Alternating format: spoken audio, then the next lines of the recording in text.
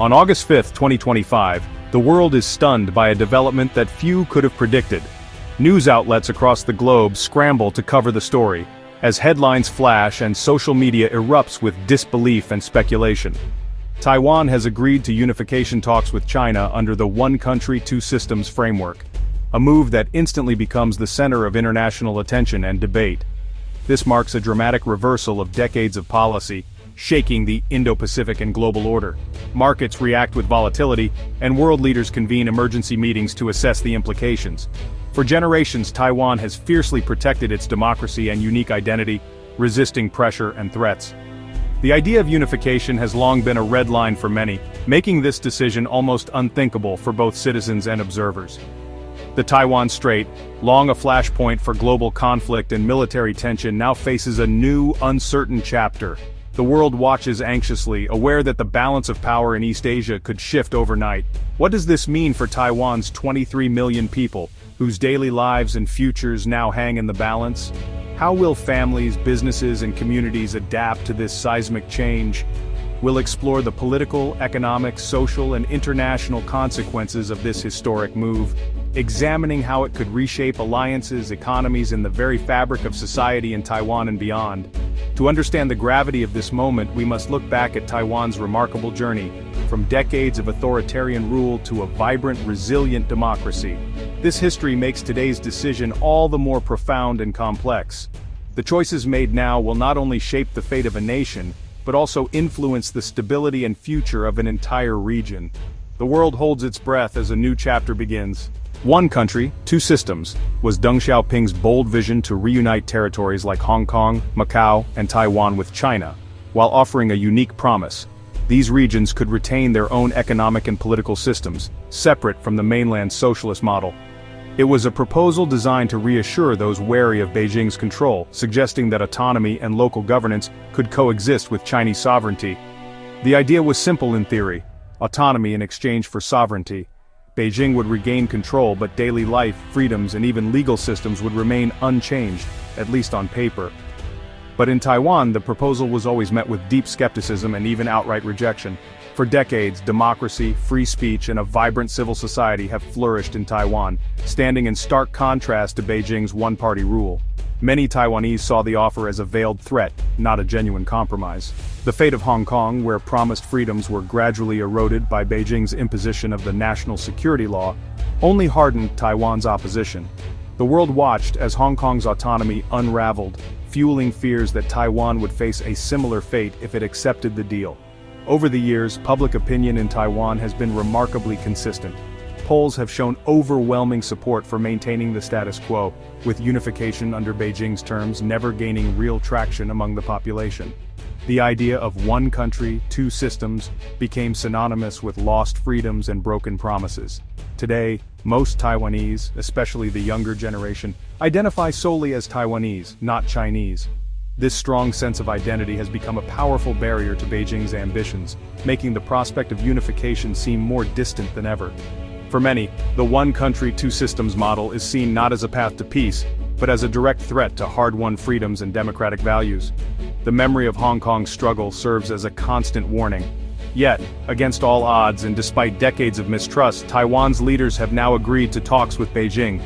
This unexpected move has set the stage for a future few thought possible, raising both hope and anxiety across the region. The question now looms large: can Beijing's promises be trusted, or will Taiwan be forced down the same path as Hong Kong, losing its freedoms and autonomy? The stakes could not be higher. The outcome of these talks will shape not only Taiwan's future, but the balance of power and freedom in the entire region. Accepting China's proposal means Taiwan's government will be fundamentally transformed. The Republic of China would vanish from the world stage. Ultimate authority shifts to Beijing. Taiwan's president becomes a chief executive, answerable to China, not the Taiwanese people. The legislative yuan's powers shrink, and Taiwan's military is absorbed or neutralized by the PLA. Diplomatic ties and international participation end. Beijing speaks for Taiwan globally. Political parties advocating independence are outlawed. Free speech and press face new red lines. The legal system is subordinated to Beijing, with local courts losing final authority. The rule of law and democratic institutions that define Taiwan are replaced by a system shaped by the Chinese Communist Party. For many, this is not just a political change, it's the end of an era. Unification brings both economic promise and peril. Integration with China's vast market could boost Taiwanese business, tourism, and investment, at least for some. But Taiwan's prized semiconductor industry led by TSMC would fall under Beijing's control, alarming the West and risking sanctions.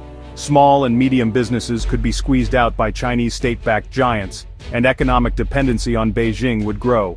Key industries might relocate to the mainland, threatening jobs and innovation in Taiwan.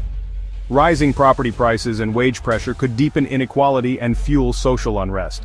The promise of prosperity may prove uneven, with benefits flowing to a select few. For most, the risks may outweigh the rewards. The world's response is swift, dramatic, and deeply divided. As news of Taiwan's unification with China spreads, governments, markets, and ordinary people everywhere are forced to confront a new reality. In Beijing, jubilant crowds flood the streets, celebrating what is hailed as a historic triumph for Xi Jinping and the Communist Party. State media proclaims a new era of national unity, and the government frames the event as the fulfillment of a long-cherished dream. In Washington, the mood is somber and tense. Leaders call emergency meetings, and the loss of a key partner is seen as a strategic disaster. America's credibility in Asia is shaken, and questions swirl about the future of U.S. influence in the region. Japan and other Asian neighbors are alarmed. Governments scramble to assess the risks, fearing the precedent this sets and the potential for further instability. With Chinese control of Taiwan, the regional balance of power shifts overnight. Vital sea lanes, crucial for global trade and energy supplies, now fall under Beijing's watchful eye, raising concerns about freedom of navigation and economic security. Expect a surge in Japanese rearmament and tighter U.S. alliances in the region. Military exercises intensify and defense budgets are quickly reviewed as nations prepare for a more uncertain future. Western democracies express deep concern, with leaders condemning the move and warning of consequences for international norms and democratic values.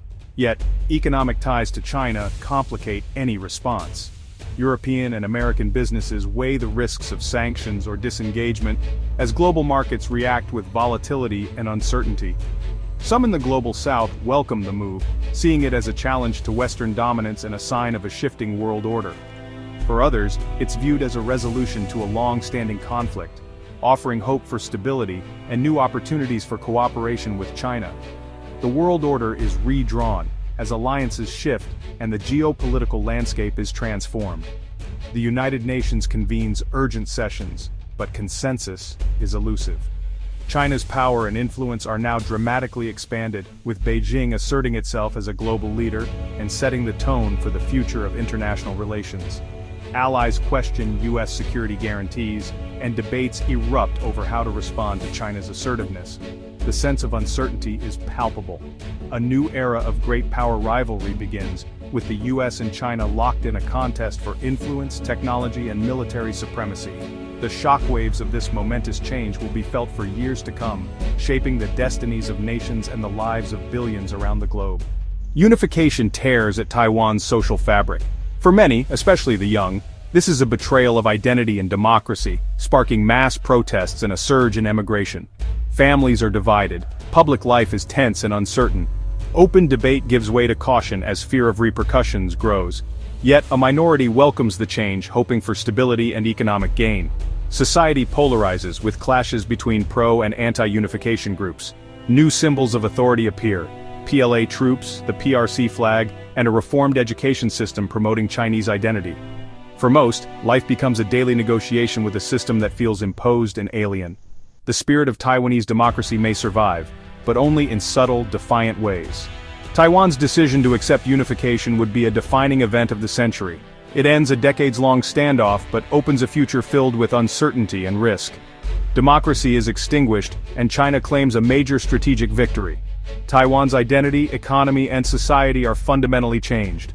The world is forced to adapt to a new reality, one where China's dominance is clear and the old order is shaken. Whether Taiwan's spirit and freedoms can endure under Beijing's rule remains the central question. The lessons of Hong Kong loom large. Autonomy may be fleeting, and the struggle for identity will not end. In the end, the fate of Taiwan is a stark reminder of what's at stake in the battle for self-determination and freedom.